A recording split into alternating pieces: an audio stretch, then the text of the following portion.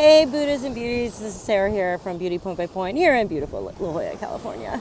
How about some face reading 101 on the beach? So, talked a little bit about the zones of the face, and we have our,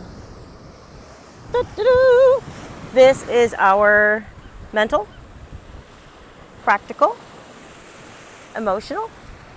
There we go.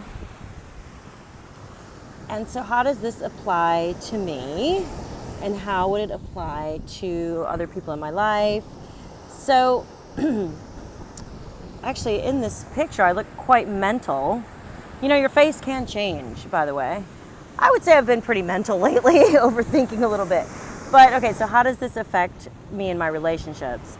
So I mentioned in some of my posts that my zones of my face are quite even and I'm fairly symmetrical, except my emotional is a little bit bigger than the rest. And this means I tend to make my decisions by like how it feels, and like I'm a total sucker, man, when it comes to like in sales. I've got like a big post-it on my head like, she's gonna buy something because she emotionally has a reaction to something that makes her feel good. And so that's a form of me making a decision because it makes me feel good. So that being said, having an emotional kind of approach to life isn't necessarily, neither of them are better than the other. It's more about just how you relate to life. So if you're with a person who, oh my gosh, like my ex-husband, super practical. So this section of his, let's see if I can do this. This section of his face is super big. So when we're talking about the zones, it's like the forehead and then the cheekbones and then the chin. And then when you take a profile, which is bigger? So the fact that my ex-husband was so practical and so logical and linear, I mean, that's why he's my ex-husband, but I look at it now, with age comes wisdom, and I'm very grateful for the relationship I had with him, but it was a riff, man, and it was really hard due to the fact that I'm super intuitive and I'm not very linear in my thinking. So looking at it now, I can reflect and be like, okay, and actually I do now because we have a son together and he's so practical. And that's good, you know, because if you're a real emotional person, it's nice to have that balance. But if you're still trying to find who you are in your evolutionary path and you let your ego get in the way, being with somebody whose zone is completely opposite of yours can be quite of a challenge. So when you do face reading, it allows you to see, and it's not just your like significant others, like your husband or wife or boyfriend or girlfriend.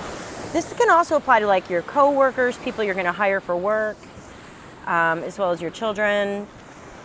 So when you have this section, this means you're mental, you analyze things and scrutinize things, and you may overthink things, and that's how you figure things out. If you're a practical person, obviously more logical, linear, you're going to be practical in how you approach things. And then the bottom part is going to be the emotional, how I feel.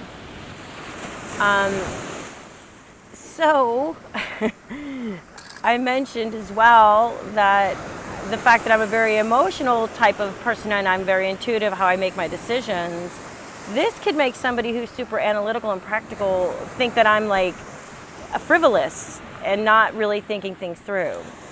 So when you have this understanding of each other, it's a great way to kind of acknowledge it and be like, okay, she's just gonna be her emotional self and she's making her decisions by feeling. Where the feeler person would be like, okay, they need their space to kind of think it through. They may need a few days or time, and they're also gonna be very practical in how they approach things. So once you understand this about the other person, you have a better way of relating to each other. So why is face reading important and how it can apply to me in my life? Well, it can help with relationships. It can also help you with matchmaking, like if you're on dating apps. You know, you want certain similarities and certain differences. So the eyes are the emotion, the nose is the lifestyle, and the lips are your sensuality and generosity. So if that may be something you want to pay attention to, you know, similar mouth, similar nose, similar eyes. So DM me or go to my website and you can book a face reading consultation. And if you have any questions, let me know. I'm happy to go more into it. So here's some face reading 101 on the beach in La Jolla, California. And this is Sarah from Beauty Point by Point. Thank you for listening. Be beautiful, be like Buddha. Gotta rise above the bullshit, y'all. All right, love you.